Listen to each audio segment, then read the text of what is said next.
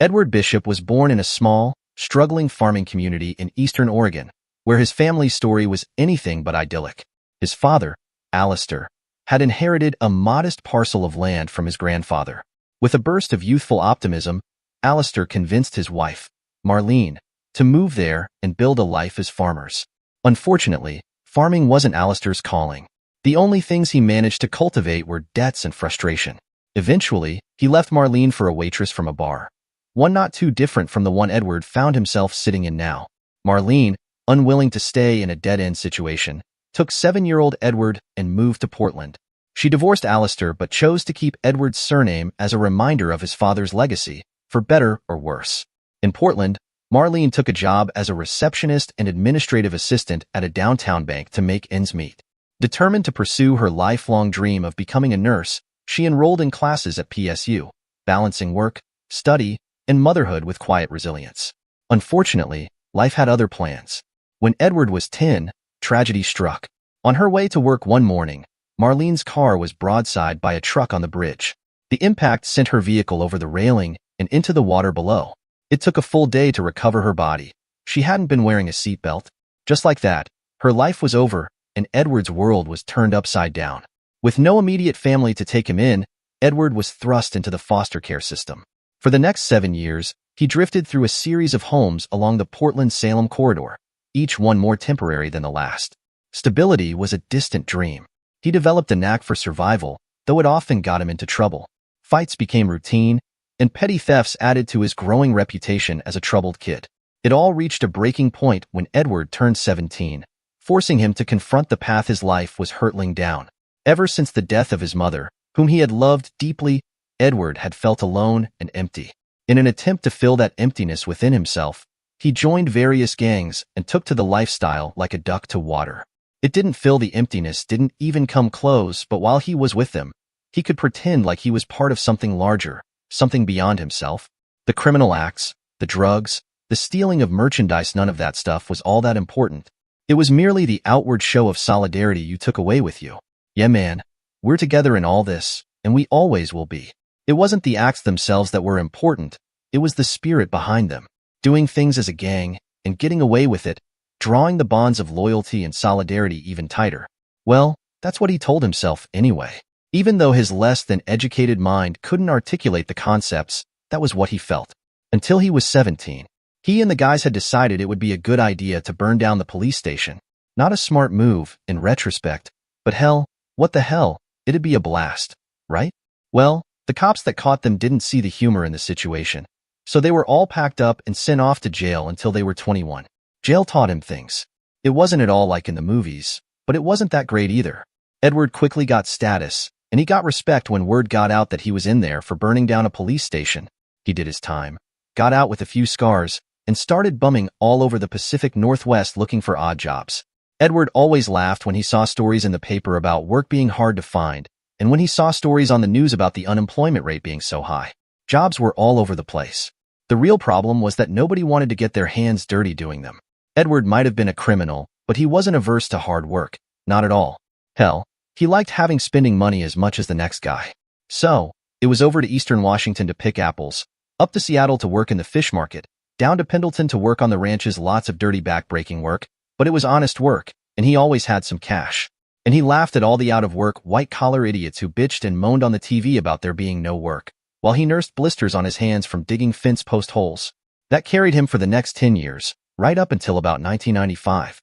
And it was the goddamnedest piece of good luck that ended it for him.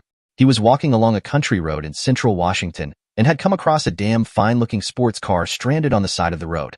Smoke raftered up from the tailpipe in thick clouds, and steam gushed from under the hood. And standing next to it was the sexiest woman he had ever seen in his life. "Looks like you got a problem there, ma'am," Edward said, standing far enough away so that he wasn't perceived as a threat. The woman jumped and turned, hands going up a little defensively before she saw that he was at a safe distance. "Yeah, something went bang under the hood and I stalled out. I'm on my way to Wenatchee and I think I got turned around." Edward laughed. "You sure did. It's off that way, and you're heading the complete opposite direction." The woman smiled ruefully. "I was never any great shakes at navigation. Want me to look under the hood there for you?" She studied him for a moment. "Do I have to be worried about you?"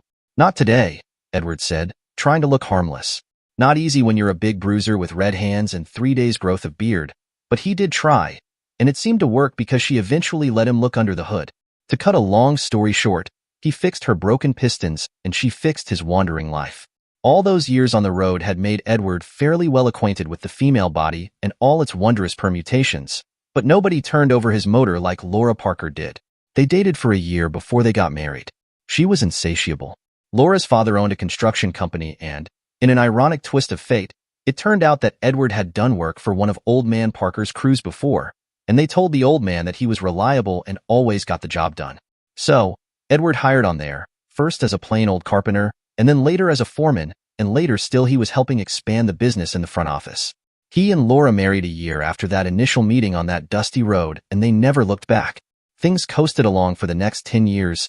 Edward was fat, dumb, and happy, and he had no idea things were anything but peachy keen. Money was rolling in from the business. Laura's father had retired and Edward was running the thing single-handedly by 2000.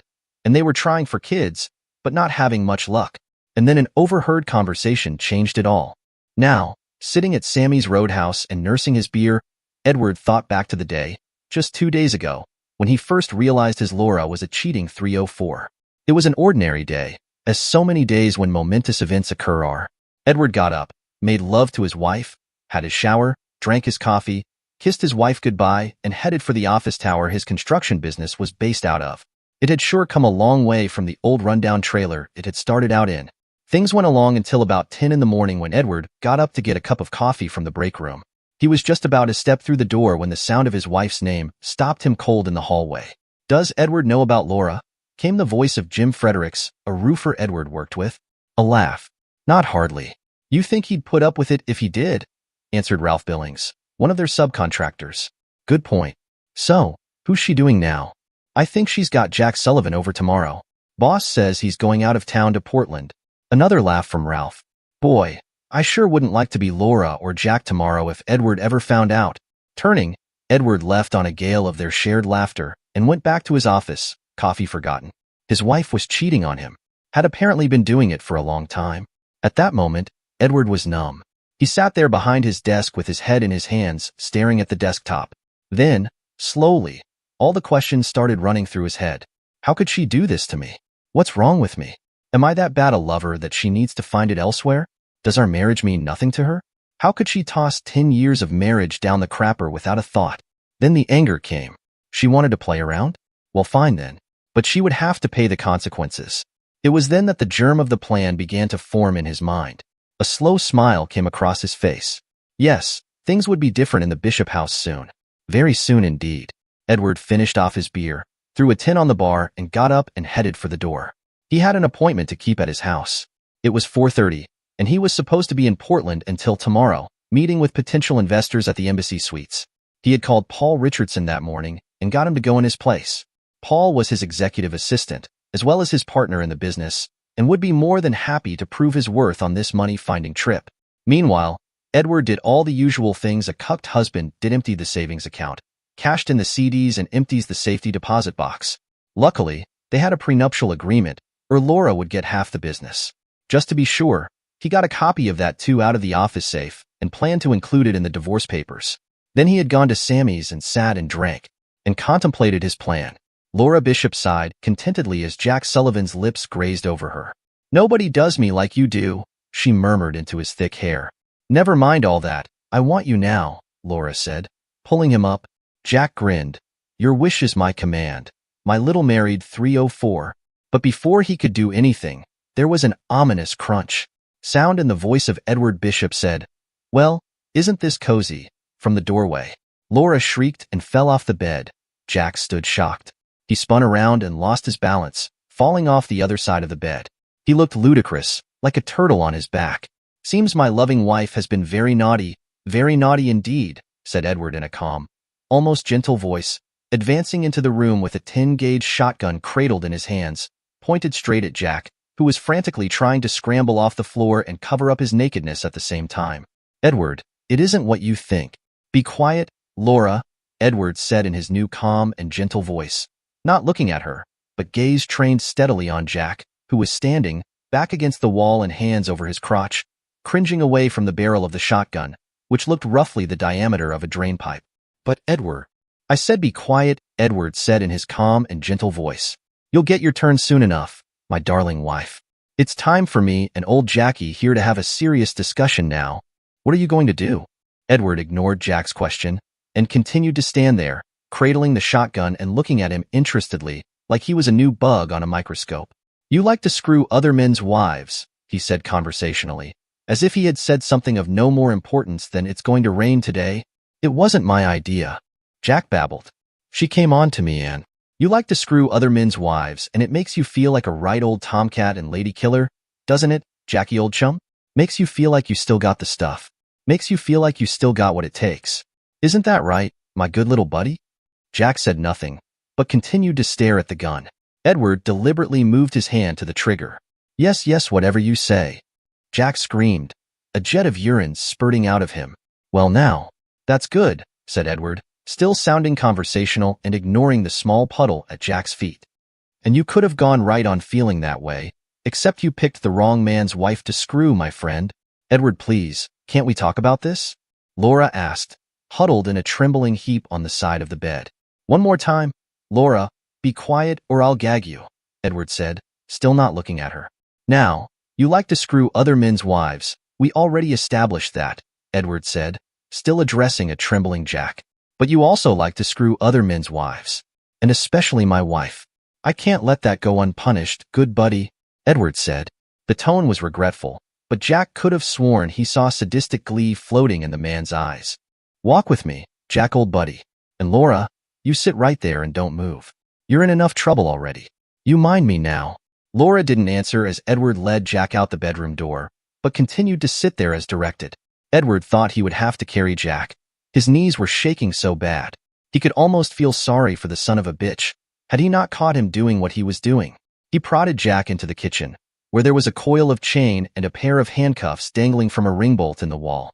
Snap the bracelets on, old chum, he said, prodding Jack in the back with the barrel of the shotgun. Jack squeaked and jerked away from the touch of the cold metal and hurriedly snapped the handcuffs on. Edward was mildly disgusted. The guy didn't even try to fight. Why was Laura cavorting with this a-hole? Because the length of chain was so short. Once Jack had snapped the cuffs on, he was left bending over the counter, on his toes. Now, since you like to screw my wife, I think it time I did you the same favor. Allow me to introduce you to Mr. Remington. You're about to get to know him very well, said Edward amiably. Jack heard the thud of his boots advancing across the kitchen, and he began to bawl.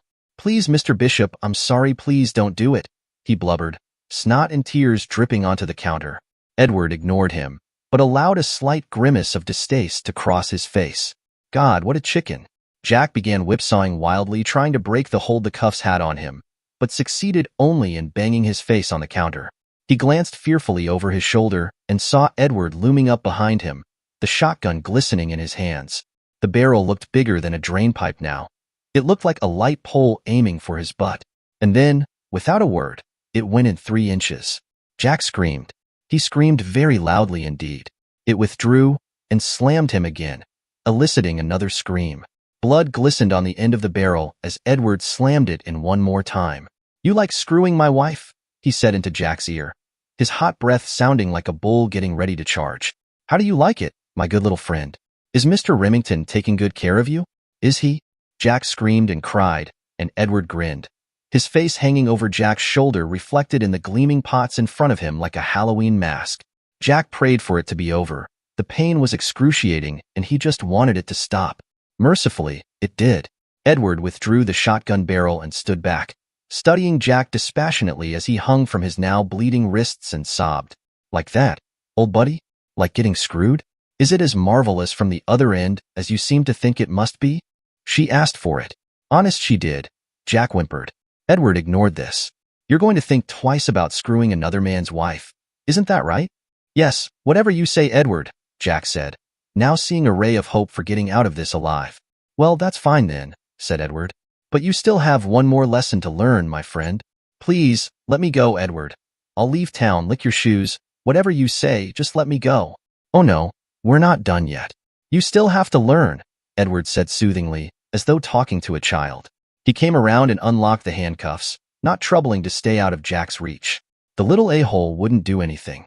Turn around, Jack. You still have to say hi to Mr. Remington.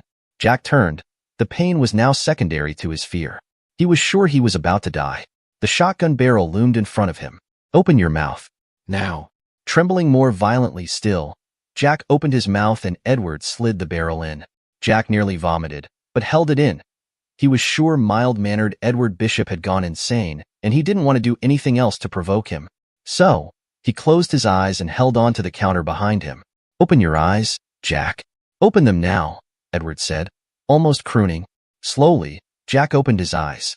The barrel felt slimy and oily and dirty in his mouth. Edward's red hand grasped the stock. His finger moved deliberately toward the trigger. Jack watched in horrid fascination as it crept inch by inch. He's about ready to come, Edward crooned at Jack, staring directly into his eyes as his finger inched toward the trigger. Can't you feel him pulsing, getting ready to blow at you, Jackie? Can you feel it? See how wonderful this can be, you son of a bitch. And then Edward's finger found the trigger and pulled it. There was a click. The gun wasn't loaded, but Jack fainted dead away, collapsing onto the floor, his bladder letting go all at once. He came around a couple seconds later, sure he was dead. And then, the tip of Edward's steel-toed workboat slammed into his nuts, and he felt nothing but fiery agony bellowing up from his crotch and into his belly. Get out of here once you got your wind back, Edward said, administering one final savage kick to Jack's ribs. If I still find you here once I get back from dealing with my loving wife, I'll load the gun for real and shoot me a trespasser. Jack nodded as best he could and crawled toward the door. He was still naked, but all he wanted right then was to get away from this madman. Edward turned away from the writhing mass on the floor and headed deliberately for the stairs. He had a loving wife to visit. Laura was still sitting there on the side of the bed. She had heard Jack's screams echoing up the stairs, but hadn't dared move. In all the years she had been married to Edward, she had never once been afraid of him. She was terrified now. Edward stood and leaned against the closet door, as far away from Laura as he could get. Why, was all he said. What did you do to Jack? Laura asked. You're in no position to ask questions. Why did you cheat on me? Laura started crying at the pure venom she heard in his voice. Edward, I love you. Can't we be reasonable about this? You brought a bunch of men into our house and screwed them on our bed, you bitch. Why did you do that? You answer my questions and maybe I'll think about answering yours. He didn't raise his voice and his biting words were all the more compelling for that. It was just sex. I just wanted something different. You weren't supposed to find out, she babbled, punching in on herself. I never wanted to hurt you, Edward, honest. Well, that's just grand, isn't it? Edward said, pacing in a big circle and clenching his fists. You didn't want to hurt me, and I wasn't supposed to find out. You wanted to have your cake and eat it too, and who gives a shit if you toss our marriage down the goddamn drain? Isn't that right? Hell, you're not even sorry for cheating. You're only sorry you got caught. Laura could only sob. How could she tell him that it was the thrill of the chase, the excitement of strange men that motivated her? She loved Edward, she really did. But he could only give her so much. But Edward had figured it out, and he crushed all hope of reconciliation with his next statement. It's not even the sex for you, is it, Laura? I mean, Jack Sullivan? He's a stupid accountant. It's the cheap thrill for you, isn't that, right? Laura said nothing, but continued to cry. You disgust me, Edward said, slumping as though all the fight had gone out of him. He really had loved this woman once, would have done anything for her. You threw your marriage away because you can't remember that you're a grown-up and not 16 anymore. Get dressed and get the hell out of here. Maybe you can kiss Jack Sullivan all better, he sneered, leaving the room and heading downstairs. Sure enough, Jackie boy was gone, leaving only a trail of blood behind. Goddamn spineless. Edward cleaned it up, listening with half an ear as Laura scurried around upstairs, hopefully packing a bag. He took the ring bolt off the wall and brought it back into the garage with the chain and cuffs, and stored them back in his toolbox. He had let the inner animal out, the one who was always in charge back in his gang days when there was a rumble on, and putting him back to sleep was tough. His hands shook and his head throbbed. When he got back in, Laura was heading out the front door with a suitcase. She threw him a sad look, which he ignored, before closing it, more tears staining her cheeks. Stupid, faithless bitch. Edward never heard from her directly again. 3 months later, the divorce was finalized. Jack Sullivan had vanished, leaving Washington behind without a trace. Laura fled to California, and word reached Edward through his contacts that she had taken up the life of a biker groupie. During the divorce proceedings, Laura bombarded Edward's voicemail with countless messages, pleading with him to reconsider. She promised to change, begged for another chance, and even offered assurances that he could set the terms to keep her in line. But Edward refused to entertain the idea. Once trust was shattered, it was gone for good. He knew there would be no rebuilding it, no way to erase the doubts. He didn't want to spend the rest of his life questioning every missed call, every late night, or every suspicious mark on her clothes. Instead, he deleted her messages and let the lawyers handle everything. When it was finally over, Edward's life returned to its usual rhythm. His business continued to thrive, and he kept up his habit of joining his crews on job sites. Yet, a nagging question lingered in the back of his mind. How many of these guys had Laura been with? It was a question he never dared to investigate, preferring the peace of ignorance over the torment of knowing.